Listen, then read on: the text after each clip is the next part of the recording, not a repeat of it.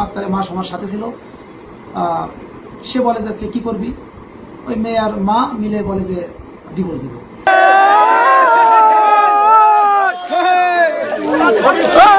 পরকীয়া এমন একটা জিনিস, ক্যান্সার চাইতেও খারাপ। আমরা শুনছি যারা নাকি একবার পরকীয়া লিপ্ত হয় তারা তার আপন বাবা মাকেও চেনে না।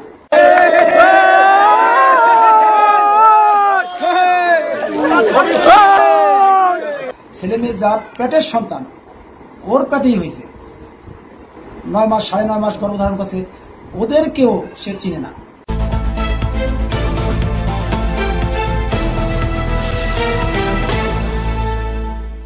আমি শিকদার মোহাম্মদ বদিউজ্জামান, আমি সাইপ্রাস প্রবাসী। আমি গত জানুয়ারি 9 তারিখে আমি বাংলাদেশে আসি। বাংলাদেশে আসার পরে আমার স্ত্রীর সাথে দেখা করি। দেখা করার তাৎক্ষণিকভাবে সে আমাকে বলে যে আমার কাছে আসতে পারবা না।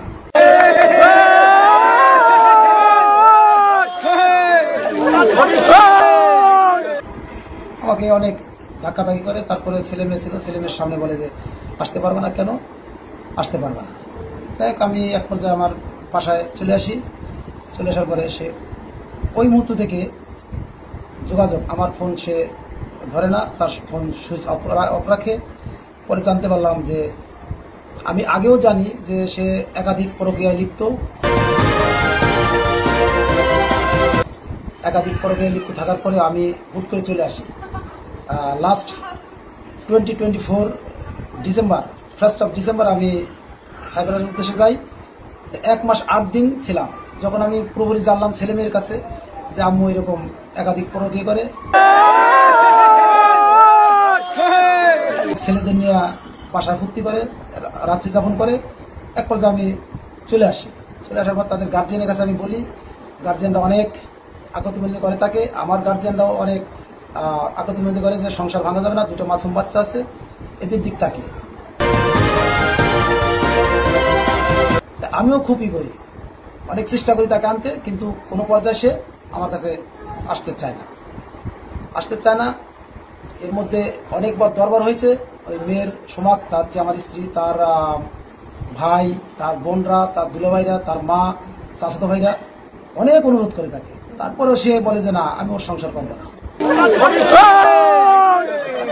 আমার কাউকে ভালো লাগলে আমি তার কাছে যাবো, কিন্তু ওর সংসার করবো না।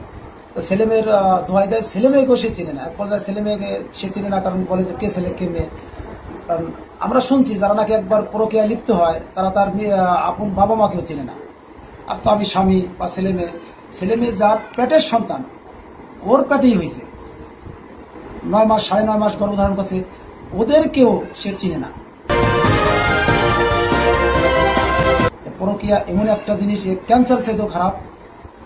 যাই হোক, আজকে এক পর্যায়ে ওর সাথে কথা হয়, দেখা হয়। আমি বলি চলো আমার বাড়িতে চলো। শেষবারের মতো অনুরোধ করি। ছেলে মেয়ের সাথে ছিল, ছেলে মেয়ে ওকে সাথে করে নিয়ে আসে। তারপর ছেলে মেয়েকে প্রত্যাখ্যান করে, আমাকে অনেক গালাগালি এই সেই করে যে আমি তোর সংসার করবো না, ছেলে মেয়ে যে আমি চিনি না। তাই হোক, এক পর্যায়ে সে বলে যে আমি তোকে ডিভোর্স দিব। ডিভোর্স দেবো। তা যদি এত অনুরোধ করার পরেও বলে যে তোর কাছে গেলে আমার লাশ পাবি।